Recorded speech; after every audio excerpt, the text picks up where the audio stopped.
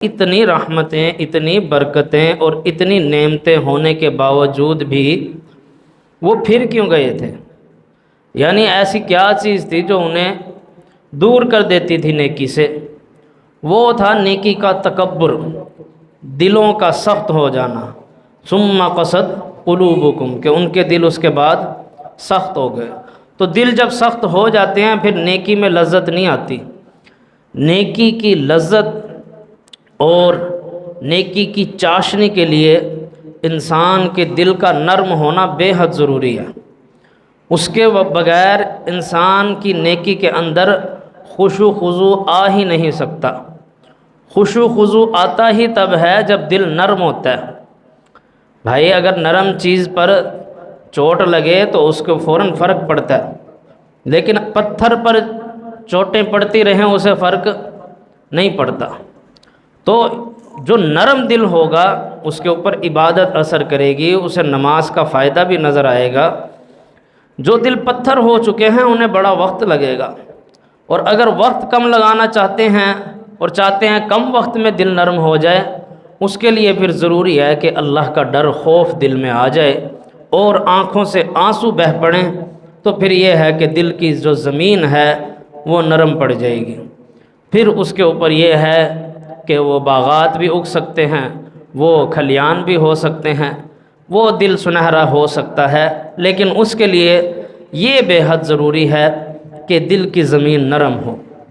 تو ہم نے آخری جو رمضان سے پہلے جمعہ سنا تھا اس میں یہ بات سمجھی تھی کہ دل جب سخت ہو جائیں تو پھر کوئی بات اثر نہیں کرتی، پھر چاہے کتنا ہی قرآن سنایا جائے، کتنی ہی احادیث سنائی جائیں، پھر جیسے ایک پتھر پر پانی ڈالو تو وہ پانی ٹھہرتا ہے، فوراً بہہ جاتا ہے۔ اگر کوئی بھی سخت چیز ہے، جیسے یہ ماربل لگا ہوا ہے، ماربل کے اوپر آپ پانی ڈالو گے پانی بہہ جائے گا، لیکن زمین اس پانی کو فوراً چوس لیتی ہے۔ زمین پہ پانی ڈالو، تھوڑی دیر بعد دیکھو وہاں پانی نہیں ہوگا۔ اکثر ہماری گلیوں میں بھی پانی کھڑا ہو جاتا ہے نا، جو کچی گلیاں ہیں، وہاں 2-3 دن بعد آپ کو بارش کے ہونے کے 2-3 دن بعد پانی نظر نہیں آئے گا، زمین اس کو چوس لیتی ہے۔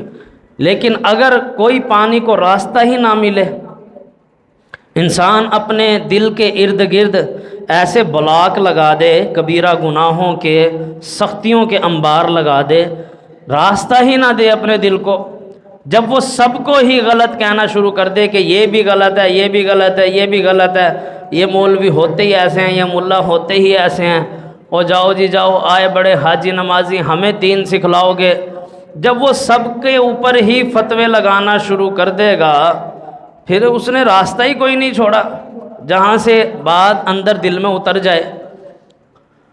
تو دلوں کے اندر جب تک ہم راستے رکھتے ہیں کسی کے آنے کا، نرمی کے آنے کا، نصیحت کے آنے کا راستہ رکھتے ہیں، دل نرم ہو ہی جاتا ہے، لیکن اس کے لیے راستہ چھوڑنا بے حد ضروری ہے۔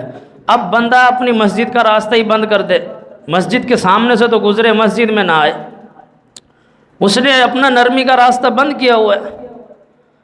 اذان تو سنے لیکن اس کو اذان سے فرق ہی نہیں پڑ رہا، وہ اذان کی طرف توجہ ہی نہیں ہے، جواب بھی نہیں دے رہا، اس کا مطلب ہے اس نے فل سٹاپ لگایا ہوا ہے، کہیں غلطی سے کوئی نصیحت اندر آ کر میری برائیوں کو صاف نہ کرنا شروع کر دے۔ تو بے حد ضروری ہے یہ چیز کہ اگر دل نرم کرنا چاہتے ہیں تو اس کے لیے پھر دل میں راستے چھوڑنے ہوں گے۔ بہت سی تکلیفوں، بہت سے غموں اور پریشانیوں کو بڑی ہی خاموشی کے ساتھ پینا ہوگا کہ آنکھوں سے آنسو بہہ پڑیں لیکن زبان سے کلمات نہ نکلیں، زبان ایسی چپ لگ جائے کہ بس اللہ رب العالمین سے بندہ یہ کہے اللہ تو جانتا ہے نا، تجھے تو علم ہے کہ میں کس کیفیت اور میں کس حال سے گزر رہا ہوں، صرف اللہ کے سامنے الفاظ، باقی خاموش، ایسا خاموش ہو جائے کہ پھر دل پھٹ پڑے، یعنی اگر دل پتھر بھی ہو گیا تو وہ بھی ٹوٹ جائے گا۔ لیکن اس کے لیے ضروری ہے کہ ہم نے وہ راستے چنے ہوں جن راستوں کے ذریعے سے دل نرم ہو جاتے ہیں۔ اللہ رب العالمین نے ایک دل کی مثال یہ بھی دی ہے، افلا یتدبرون القرآن ام علی قلوب اقفالها، کیا یہ قرآن میں غور و فکر نہیں کرتے یا ان کے دلوں پر تالے لگے ہوئے ہیں؟ اب جو اپنے گھر کو تالا لگا دے، اچھی طرح اس کو پیک کر دے، بند کر دے، اور کہے جی میرے تو گھر میں کوئی آتا ہی نہیں ہے، مجھ سے تو کوئی حال ہی نہیں پوچھتا، اس کو کیا کہا جائے گا؟ اسے کہا جائے گا بھائی تیری بیوقوفی ہے، پہلے گھر کا تالا کھول، توڑنا ہے تو توڑ دے اس کو، پھر کوئی اندر آئے گا۔ یہ کیا تمہیں سارے تالے اندر سے بندہ لگا کے بند کر کے دروازہ اچھی طرح، پھر کیا کہے کہ میرے گھر میں کوئی نہیں آتا، کوئی میرا حال نہیں پوچھتا، میرے پاس کوئی نہیں آتا۔ تو اللہ کہہ رہا ہے افلا یتدبرون القرآن، یہ قرآن میں غور و فکر نہیں کرتے، ام علی قلوب اقفالها، اقفالها مطلب کیا؟ ان کے دلوں پر تالے لگے ہوئے ہیں، یعنی پورا دل بند کیا ہوا ہے، کوئی نصیحت کا راستہ چھوڑا نہیں ہوا، تو کہاں سے نصیحت آنے لگی، کہاں سے سمجھ آنے لگی، کہاں سے دل کی زمین نرم ہونے لگی؟ پہلے کوئی راستہ تو چھوڑو، کوئی راستہ ہوگا پانی کے جانے کا، تبھی تو پانی جائے گا نا، راستہ نہیں ملے گا تو پھر پانی کہاں سے جائے گا، نصیحت کہاں سے اثر کرے گی؟ تو یہ ہم نے سمجھا تھا دل کے بارے میں کہ اللہ نے کہا ہے یہ جو یہود اور بنی اسرائیل کے لوگ نیکیوں، نعمتوں، رحمتوں، برکتوں کے مل جانے کے بعد بھی الٹے قدم جو پھر گئے، اس کی وجہ یہ تھی کہ ان کے دل سخت ہو گئے تھے۔ تو دل کی نرمی بے حد ضروری ہے۔